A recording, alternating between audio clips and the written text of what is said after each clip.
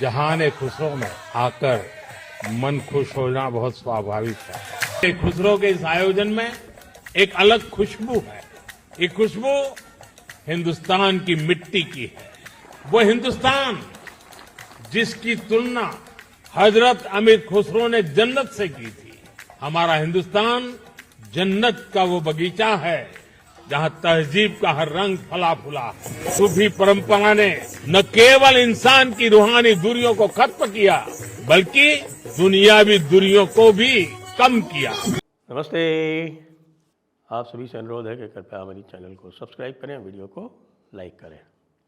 जश्न खुसरो, जी हाँ, अमीर खुसरो की तारीफ में, उनकी याद में एक सूफियों की तरफ से एक प्रोग्राम किया गया, जश्न खुसरो, जिसमें हमारे प्रधानमंत्री नरेंद्र मोदी जी भी सम्मिलित हुए। और उन्होंने, जैसा कि गेस्ट को करना चाहिए भाई, उनको एज ए गेस्ट बुलाया गया था, अब वो गए हैं तो कुछ अच्छी बात ही कहेंगे। लेकिन अमीर खुसरो क्या था, ये जानना अत्यंत आवश्यक है, क्योंकि अमीर खुसरो को लोग कैसे जानते हैं। एक को कवाली है साहब की, छाप तिलक सब छीन ली मोरे मुझसे नैना मिलाए के। उसका क्या अर्थ है वो भी लोगों को पता नहीं है, और मैंने तो कई बार शादियों में इसको बजते देखा है, छाप तिलक सब छीन ली। और ये कन्वर्शन सॉन्ग है। कन्वर्शन सॉन्ग क्या है कि आप जानते हैं ना कि वो अष्टछाप हुआ करते थे मथुरा के आसपास, तो वो जो अष्टछाप लोग थे उनकी छाप छीन ली, उनका तिलक छीन लिया। कैसे कि साहब निज़ामुद्दीन औलिया के दरबार में आए और उनसे नज़रें मिली और उनके ऊपर ऐसा सम्मोहन हुआ कि उन्होंने अपनी छाप और तिलक त्याग दी और कलमा पढ़ लिया। इस गीत का, गाने का, कवाली का, इसका ये अर्थ है जिसको अधिकतर लोग नहीं समझते हैं। बाकी बची अमीर खुसरो की बात। तो साहब अमीर खुसरो की जो बात है वो एक M.A. खान साहब हुए हैं, उन्होंने एक बड़ी अच्छी किताब लिखी है। वो M.A. खान साहब ने लिखी है Islamic jihad, a tale of forced conversion, Islamic imperialism and slavery. तो ये जो किताब लिखी है M.A. खान साहब ने, ये बहुत ही बहुमूल्य और बड़ी महत्वपूर्ण पुस्तक है। और इसमें उन्होंने ये बताया है कि भाई अमीर खुसरो जो थे वो किस तरह से, उनका जो था वो काफिर के प्रति क्या रवैया था उनका भी, और उनके जो औलिया थे यानी कि निज़ामुद्दीन औलिया, जिनको लोग कहते हैं, कई बार यहाँ बताया जाता है कि साहब कि वो तो बिल्कुल पंथ निरपेक्षता की मूर्ति थे, जिंदा मूर्ति। कई लोगों ने ये कहा है, लेकिन M.A. खान साहब ने इस पर पूरा प्रकाश डाला है और ये पूरा एक चैप्टर है। ये चैप्टर मेरी पुस्तक all religions are not the same का जो अंतिम चैप्टर है, चैप्टर 25, वो है और उसमें इस पर विस्तार से चर्चा की गई है। तो ये बता दें कि उनकी खुद की जो राइटिंग्स हैं अमीर खुसरो की, उनमें साहब अमीर खुसरो ने बड़ी ही तारीफ़ की है इस बात की कि उनके जो सिपह सालार, जैसे मलिक काफूर ने मदुरई में जाकर कत्ले आम किया, तो उसकी बड़ी साहब तारीफ़ की है।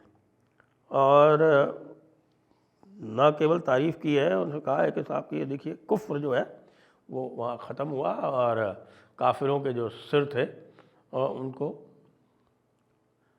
काफिरों के सिरों को कलम किया गया। इसकी जो है वो बहुत बड़ी ही सुंदर व्याख्या की है अमीर खुसरो ने। तो अमीर खुसरो अगर इतनी अच्छी व्याख्या करते हैं, उसके बाद उन्होंने खिज़र खां जो था, जो अलाउद्दीन खिलजी के साथ गया, अलाउद्दीन खिलजी ने जब चित्तौड़ पे हमला किया और चित्तौड़ पे हमला करके बाद में वहाँ पे 30,000 जो नॉन कॉम्बेटेंट थे उनके सर कलम किए, उसकी भी बड़ी अच्छी, उन्होंने बड़े सुंदर तरीके से इस्लाम की जो क़ुव्वत है उसको वहाँ पर जो हाजिर नाजिर किया गया, तो उसकी भी बड़ी तारीफ़ अमीर खुसरो ने की है।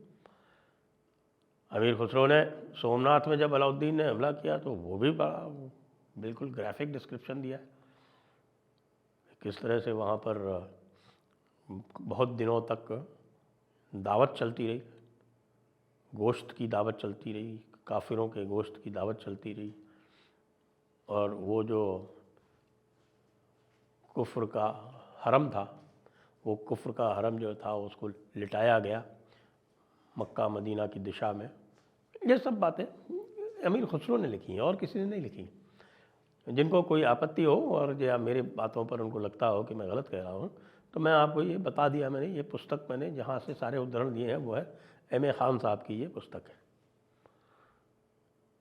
उनके जो औलिया थे, निज़ामुद्दीन औलिया, जिनको बताया जाता है कि साहब कि वो बड़े सहिष्णु थे, उनकी सहिष्णुता का जो आलम है वो आप देख सकते हैं कि वो तो अलाउद्दीन खिलजी जो भी लूट कर लाया करता था वो उनको नज़र किया करता था, उस नज़र को बड़े शौक़ से उसको लेते थे। उनके बाद में भी किस्से हैं कि साहब मुल्तान में कहीं कोई मुसलमान हार रहा था तो उन्होंने कोई उसको तीर दे दिया, हाँ ये कहानियाँ हैं, और उस तीर को उसने चला दिया तो सारे के सारे काफिर जो है वो भाग गए। निज़ामुद्दीन औलिया के ही जो शिष्य थे वो बंगाल में जाके उन्होंने पूरा जो कन्वर्शन का जो रैकेट चलाया, और वहाँ पर मैं कहूँगा दुर्भाग्य से बुद्धिज़्म का प्रसार ज़्यादा हो गया था। तो बुद्धिज़्म का प्रसार ज़्यादा होने से जो मार्शल आर्ट्स थी वो थोड़ी सी निगलेक्टेड थी, लोगों ने तीर कमान त्याग दी थी, और बुद्धिस्ट वाली अहिंसा जिसको बोलते हैं ना कि physical non violence, extreme physical non violence, उस पर चले गए थे। तो बड़ी आसानी से वहाँ पर कब्ज़ा कर लिया, और कब्ज़ा करके और उनको कन्वर्शन जो है इन्हीं साहब आपके चिश्तिया जो तबका है इनके थ्रू ही उनका कन्वर्शन किया गया। इसीलिए लोग देखते हैं कि साहब के बीच में नहीं हुआ। उत्तर प्रदेश में आज भी अभी तक 20% नहीं पहुंच पाए हैं, और बांग्लादेश से इतना इन्फिल्ट्रेशन होने के बाद भी बिहार में 16-17% ही रह गए। उड़ीसा में बिल्कुल कुछ नहीं हो पाया, MP में बिल्कुल कुछ नहीं हो पाया, 2-4-5% वाली बात है। हरियाणा में तो खैर बाद में तो वो तो पंजाब का पार्ट था, वो तो दूसरा किस्सा है कि वहाँ से तो पाकिस्तान में माइग्रेशन हुआ।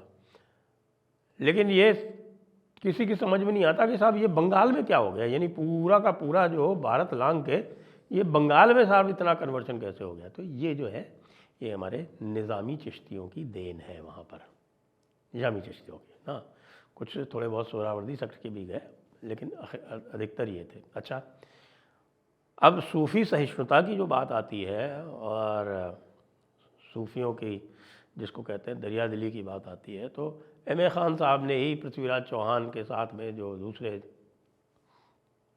आपके बड़े आलिम माने जाते हैं और बड़े आपके सूफ़ी माने जाते हैं,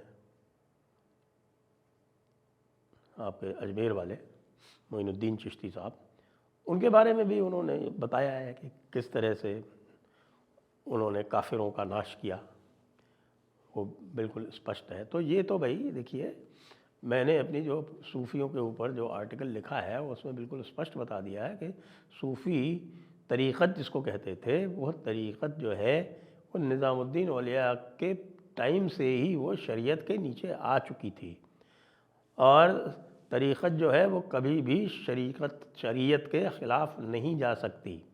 यह नियम स्थापित हो चुका था अल-ग़ज़ाली और इब्न तैमिया के बाद में।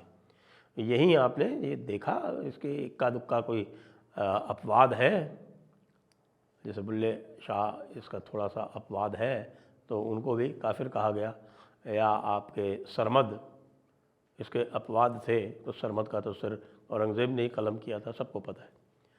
और दूसरी बात जो लोग भूल जाते हैं वो ये है कि 19वीं 20वीं सदी में, ख़ास तौर से 20वीं सदी में जितने भी बड़े कत्लेआम हुए हैं वो सब के सब इन तथाकथित सूफ़ी संतों के प्रेरणा से हुए हैं। अबू मुसलियार आपके मालाबार वाले, वो क्या थे, वो कादरी सूफ़ी थे। कौन थे? उन्होंने तो हेड किया ना पूरा का पूरा आपका जो मालाबार का जो मोपिला मैसेकर है वो उनका किया धरा है। औरंगज़ेब किसका चेला था? औरंगज़ेब चेला था नक्शबंदी शेख अहमद सरहिंदी।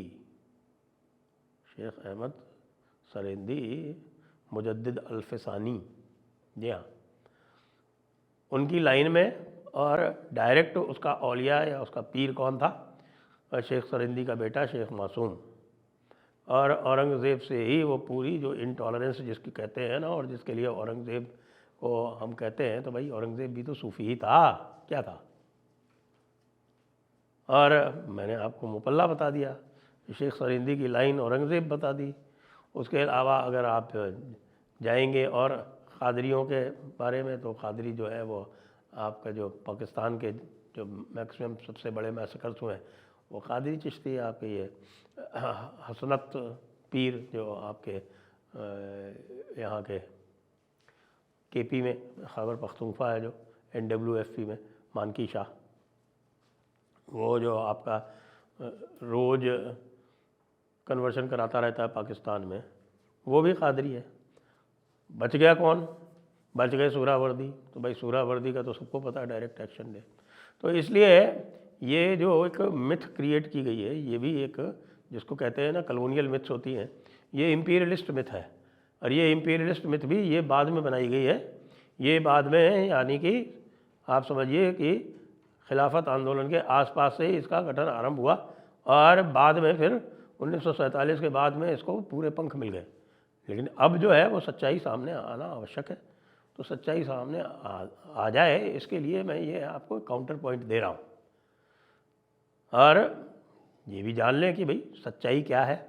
अब यदि आप इसको पॉलिटिकली करना चाह रहे हैं तो वो हम अलग से डिस्कस कर सकते हैं कि पॉलिटिकली इससे कोई फ़ायदा होने वाला है या नहीं होने वाला है। आखिरकार ओवैसी भी तो सूफ़ी है। ओवैसी जो है वो नक्शबंदिया लाइन का सूफ़ी ही तो है, उसको कोई फ़र्क पड़ रहा है क्या?